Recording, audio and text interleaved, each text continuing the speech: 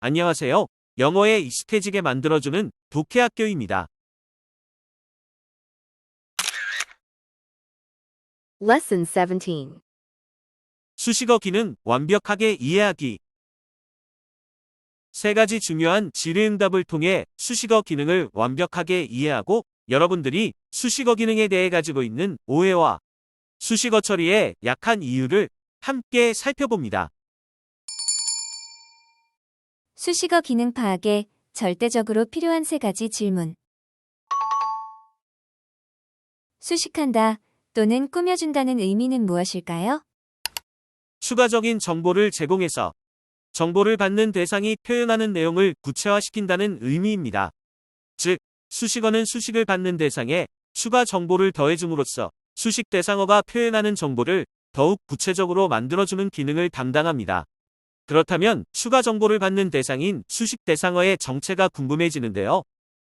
수식어는 문장 속의 어떤 대상에게 추가 정보를 제공할까요? 문장은 수어와 수어의 의미를 완성시키는 완전한 수어, 그리고 수어의 주체인 주어까지의 조합, 즉 문장 요소의 조합으로 만들어집니다. 이때 수식어를 사용하여 특정 문장 요소의 내용을 구체적으로 표현하기 위한 추가 정보를 제공할 수 있습니다. 따라서 수식어가 추가적인 정보를 제공하는 대상은 개별 문장 요소입니다. 그렇다면 수식어는 어떤 방식으로 추가 정보를 제공할까요? 수식어는 두 가지 방식으로 문장 요소에 추가적인 정보를 제공할 수 있습니다. 첫째, 수식어가 문장 요소에 직접 추가적인 정보를 제공하는 방식입니다. Difficult question. 에서 Difficult. Questions. 에 추가 정보를 제공하고 있습니다. 둘째, 수식어가 다른 수식어에 추가 정보를 제공하고 수식을 받은 수식어가 최종적으로 수식받은 정보까지 포함해서 문장 요소에 전달하는 방식입니다. Very difficult question.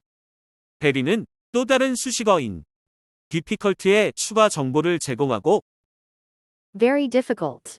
정보가 최종적으로 Questions. 에 전달됩니다.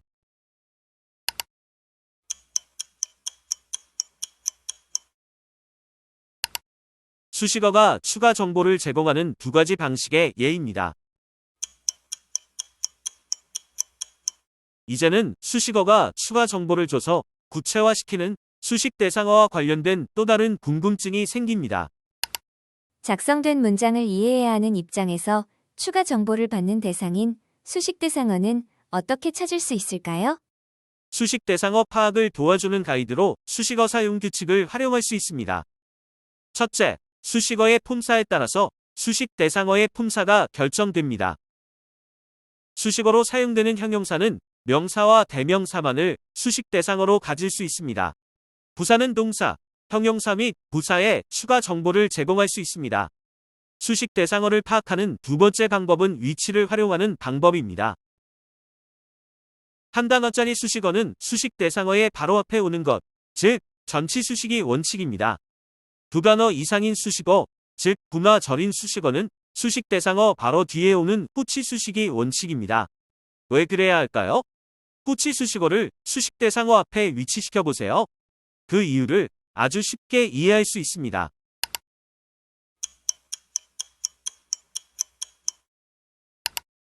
수식어 기능에 대한 오해에 대해 알아보겠습니다. 수식어 사용 규칙을 잘못 알고 있는 경우가 흔합니다. 원어민이 쓴 글에 포함되어 있는 수식 오류나 일본 문법책을 그대로 받아들이면서 그들이 잘못 알고 있는 정보가 아무런 의심 없이 퍼져왔기 때문입니다. 수식어 기능에 대한 오해 중 첫 번째는 문장 전체를 수식한다는 이야기를 하는 것입니다. 특히 관계대명사의 계속적 용법을 이와 같이 설명하는 경우가 흔합니다. 하지만 수식 대상어는 오로지 하나의 단어로 문장 전체가 수식 대상어가 될 수 없습니다. 2021년 고등학교 1학년 모의고사 지문을 통해 문장 전체를 수식한다는 수식 오류를 살펴보겠습니다. 이 문장의 관계절은 앞문장 전체를 수식하는 것처럼 작성되어 있습니다. 수식어인 관계절의 계속적 용법은 사실은 수식 규칙이 아니라 관계절 앞에 위치한 콤마의 계속적 용법과 관련된 것이고 리튼 잉글리시에서는 허용되지 않는 것이 원칙입니다. 문장이 전달하는 내용을 오해할 수 있게 만드는 수식어 사용 방법은 문법에서 허용하지 않기 때문입니다. 따라서 Those connections aren't very reliable at first. 나는 문장 전체를 수식 대상어로 받아들이는 이 관계절의 계속적 용법은 A situation which may make your first efforts a little hit and miss. 이렇게 수식 대상어가 한 단어 형태인 Summative modifier. 로 변형해서 써주는 것이 올바른 표현입니다. 여러분이 알아야 할 수식 규칙은 수식 대상어는 오직 하나의 단어라는 것입니다. 따라서 수식어인 관계절에 수식 대상어가 문장 전체라는 표현은 올바르지 않습니다. 수식어 기능에 대한 오해 중 두 번째는 수식어의 위치와 관련 있습니다. 수식어는 수식 대상어의 바로 앞이나 뒤에 위치하는 것이 원칙이기 때문에 하나의 수식 대상어는 전치 수식어 하나와 후치 수식어 하나를 갖는 것이 원칙입니다. 혹은 병렬 구조를 사용하면 3개 이상의 수식어를 가질 수도 있고 Resumptive summative modifier. 를 사용해서 추가적인 수식 정보를 제공할 수도 있습니다. 원어민이 작성한 글 중에는 더 많은 수식어를 포함시키기 위해서 이러한 규칙을 지키지 않는 경우가 흔하게 발견됩니다. 전치사구의 수식 대상어를 찾기가 쉽지 않은 이유이기도 한데 원어민이 작성한 글에도 수식어 사용 관련 오류가 흔하게 발견된다는 점을 분명하게 알아야 합니다. 이제 수식어 처리의 약한 이유를 살펴보겠습니다. 긴 문장은 많은 수식어를 포함하고 있습니다. 그래서 복잡한 내용 구조를 보여줍니다. 수식 대상어인 문장 요소 파악이 제대로 되지 않으므로 수식어 파악도 되지 않습니다.